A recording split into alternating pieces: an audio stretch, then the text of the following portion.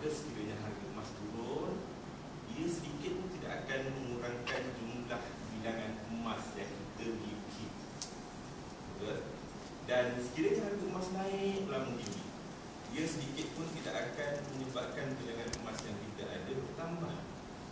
Justru bagi seorang penyimpan, yang menjadi keutamaannya adalah bilangan simpanan. Kalau kita menyimpan 10 kilo beras, kita nak ada bertambahan jadi 11 kilo, 12 kilo, 13 kilo contoh. Ataupun kalau kita membuat tabungan shilling, kita nak shilling simpanan dalam tabung itu biasa bertambah. Jadi keutamaan bagi orang yang membuat simpanan adalah untuk digunakan pada masa hadapan ataupun digunakan bila diperlukan. Namun ianya bukan untuk tujuan keuntungan. Kerana simpanan itu sendiri tidak akan dapat menambah dan juga tidak akan dapat berkurang, kecuali kalau kita yang menambahkan dan kita yang mengurangkan. Baik, itu dalam konteks simpanan. Justru kalau anda ingin membuat belian emas bagi tujuan simpanan, maka anda boleh buat belian pada bila-bila masa, pada bila-bila mana kedudukan harga, tanpa mengambil kira naik dan turun harga emas. Kerana kebiasaannya, kalau kita lihat bagaimana kita membuat simpanan dalam bank, kita akan buat simpanan bila kita ada duit lebihan yang kita tidak guna. Bila-bila masa, tak kira waktu.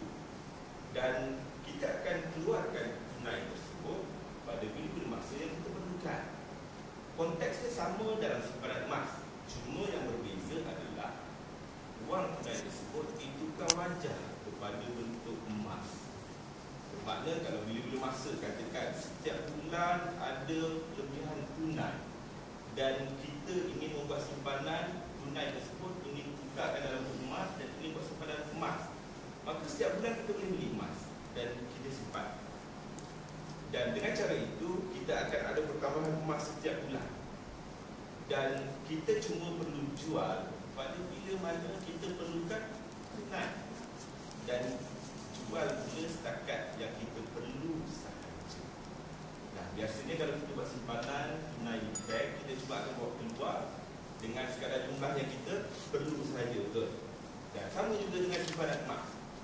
Justru orang yang buat simpanan ini, motifnya bukan keuntungan, sebaliknya motifnya untuk digunakan pada masa yang tertentu, digunakan pada masa hadapan, dan matlamat mereka ingin emasnya sentiasa bertambah, paling tidak pun tidak berkurang. Okey.